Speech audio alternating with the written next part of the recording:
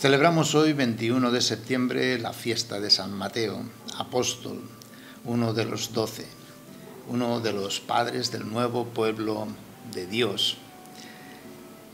Alguien que tiene una experiencia profunda de la gracia y de la misericordia divina. Alguien que puede dar testimonio de la paz como fruto de la conversión, de la lógica del interés, del vivir para uno mismo, a la lógica de la gratuidad, de vivir para los demás, a la lógica de la compasión, de la misericordia, de la fe en un amor sacrificado, crucificado.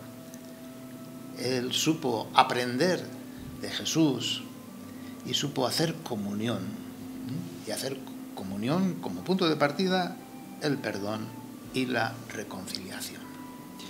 Escuchemos el texto del Evangelio propuesto para esta fiesta, tomado del capítulo 9 de Mateo, versículos del 9 al 13.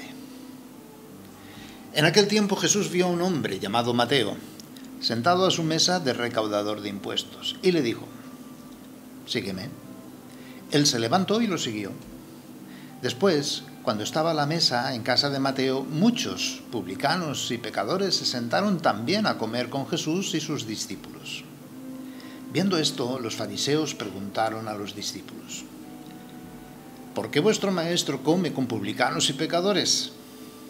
Jesús los oyó y les dijo: «No son los sanos los que necesitan de médicos, sino los enfermos. Id pues y aprended lo que significa: quiero misericordia y no sacrificios. Yo no he venido a llamar a los justos, sino a los pecadores». Dios misericordioso, que eligiste a San Mateo, un recaudador de impuestos, para hacerlo apóstol tuyo, ayúdanos por su intercesión a cumplir nuestras responsabilidades en esta vida como verdaderos apóstoles de Cristo.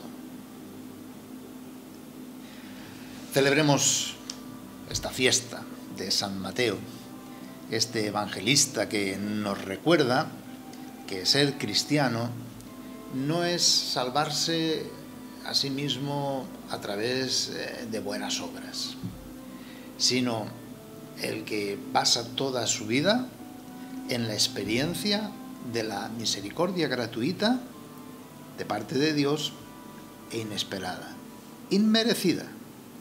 Y por este motivo se encuentra con un compromiso más exigente, más radical si cabe, con los hermanos, con la vivencia de las bienaventuranzas practicadas mediante el discipulado.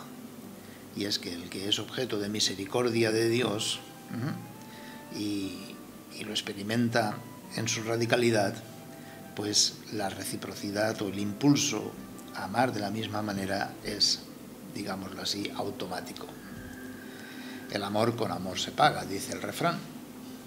Mateo nos manifiesta, entre muchas cosas, cómo Jesús rompe las estructuras religiosas, aquellas que son injustas y que están llenas de hipocresía, basadas en ritos o ritualismo, ¿verdad?, o prácticas externas. Poniéndose al lado de los profetas, y concretamente de Oseas, da prioridad a la misericordia.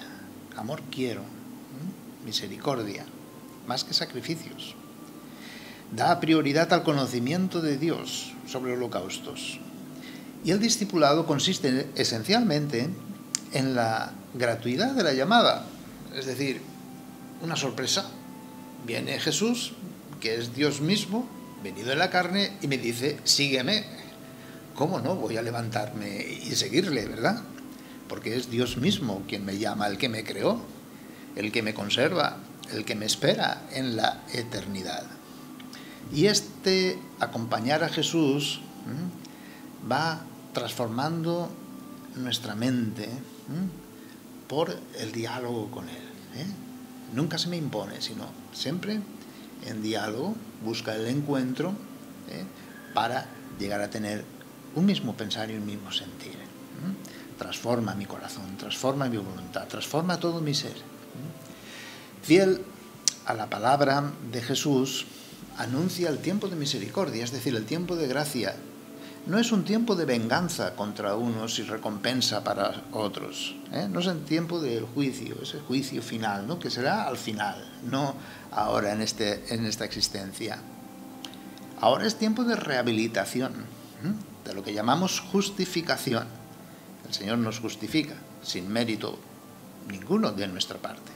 Y lo muestra de forma casi escandalosa con Mateo, un recaudador de impuestos.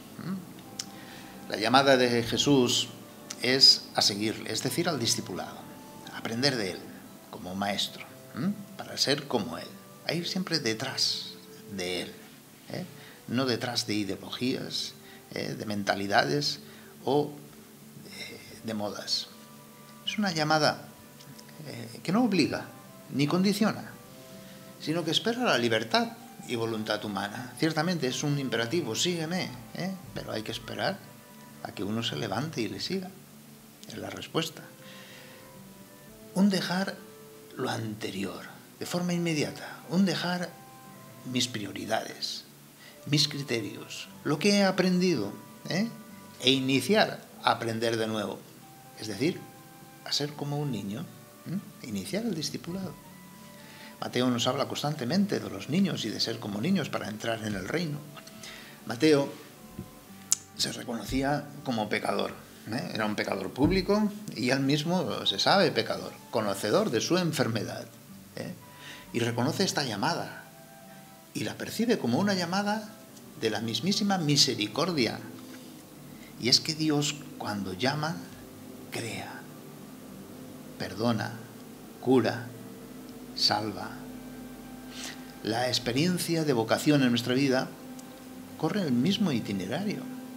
Se escucha la llamada de misericordia de parte de Dios, uno se reconoce pecador e inicia el discipulado para participar en la misma vida y comulgar con el pensar, sentir y hacer del mismo Jesús. De este modo, Mateo nos presenta, entre otras muchas cosas, el modelo del discípulo ideal. Es decir, un discípulo que ha abandonado la seguridad que le daba su trabajo para seguir a Jesús en la bienaventuranza, en la vivencia de las bienaventuranzas, como una invitación a una justicia superior. Mateo dice que el discipulado es ver a Jesús en el desnudo, en el pobre, en el hambriento, en el sediento, en el enfermo, en el encarcelado. Mateo nos presenta una instrucción acerca de la fe y de la renuncia que deben estar a la base de toda vocación cristiana. Y nos llama, evidentemente, a hacer discípulos a todas las gentes, sin excepción.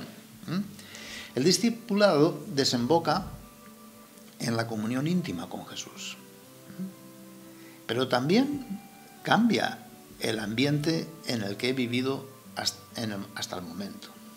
Es el significado del estar a la mesa. Un bello gesto de amistad de Mateo, donde comparte todo lo que tiene y es con Jesús, sin ninguna reserva. Y es que la participación en la vida de Dios se da en un proceso progresivo de amistad y lleva a esa comunión de voluntad, a querer lo mismo que Jesús. Jesús desinstala una vida enmarañada en estructuras de pecado y nos pone en este camino de amistad que conlleva una conversión, un aprendizaje permanente, es decir, el discipulado.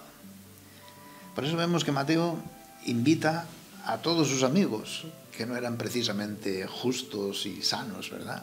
Muchos publicanos y pecadores se sentaron también a comer con Jesús y sus discípulos. ¡Qué escándalo!, ¿verdad? El entorno de Mateo cambia. Pues no solo él, sino sus antiguos amigos también se sientan a la mesa. Se sienten necesitados de misericordia.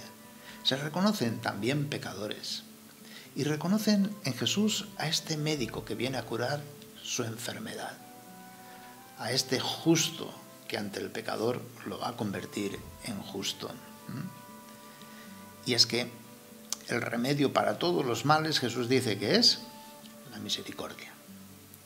El banquete señalado es el de la Santa Misa, la Eucaristía, donde la medicina es la carne entregada y la sangre derramada del mismo Jesús. Celebremos esta fiesta de San Mateo contemplando a Jesús, llamándonos a seguirle, a la conversión, a creer en Él y a hacer comunión con la Iglesia.